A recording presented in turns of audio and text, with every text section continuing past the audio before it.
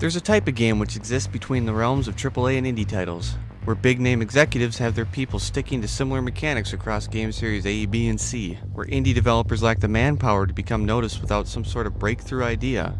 Technomancer is a title that finds itself between, lacking the polish of a AAA title, but can take a chance on creating something without the likes of Master Chief or the Animus to back it. While Technomancer may be an indirect sequel to Mars Warlogs from 2013, Spiders gets a chance to do things a little differently than most others.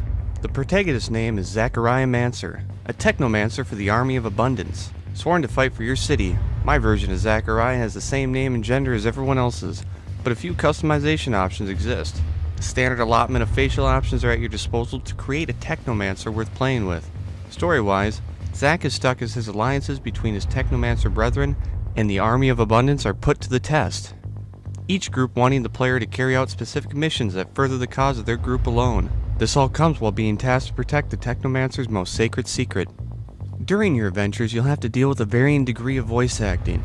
Some characters push it to a near-high record cringe level as they display Shakespeare-like emotion, while others turn in something a bit more believable. Our main character suffers from the former, giving off a hero vibe that tries to turn the parody of Far Cry 3 Blood Dragon into the real deal. Then again, once you meet the Grandmaster, you might understand where he gets it from. The same character who I thought was evil and only pretending to be good because of his voice acting. Thankfully, the good actors outweigh the bad, as you'll do quite a lot of talking while questing across Mars. Between your standard retrieval missions and go to point A, kill guy X, there's a nice variety of things you'll do. While nothing may seem as memorable as the 2015 Game of the Year Witcher 3, you'll at least be thankful that Spiders only created 1 or 2 escort missions, which, I'm not even entirely sure your escort T can die. Various factions exist within the diverse cities you'll travel between, each having their own level of reputation Zack has an effect on. Do something that hurts Devori, you'll lose standing with Devori. Pretty standard stuff, but it's something you'll want to keep an eye on nonetheless, as it's actually pretty beneficial to stay in the green. Party members also benefit from this system, gaining reputation with them as easy as a compliment, or pursuing one of their side missions if you choose to do so. While the story comes across as standard and forgettable, the scenery in which the tale is told is fantastic. From the monumental government structures to ramshackle cities, Technomancer blew me away with a greater level of diversity than I thought was possible for a planet like Mars. Sure, there's still the standard insipid red of the planet, but everything else sure is pretty. How do you make red better? Paint it with more red. The combat for Technomancer is actually rather deep in comparison to what some other games have brought to the table in the last few years. There are 3 different combat styles to choose from. The Warrior stance, which uses a staff. The Guardian stance, which wields a mace and a shield. And the Rogue stance, which carries a dagger and pistol.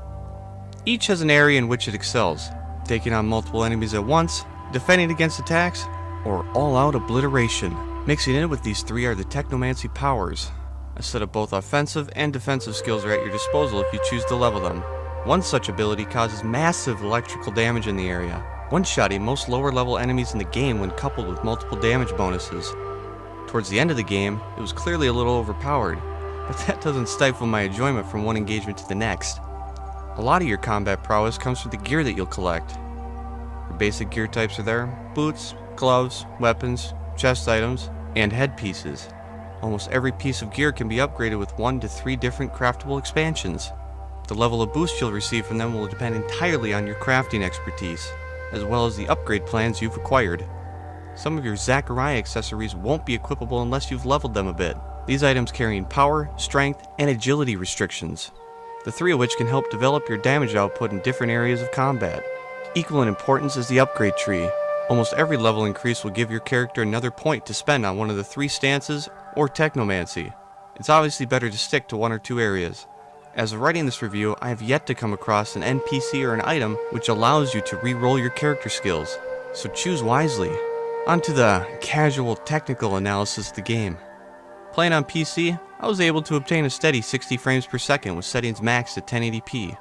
Turning down both SSAO and shadow quality from ultra to high shot the frame rate up to about 90 at 1440p.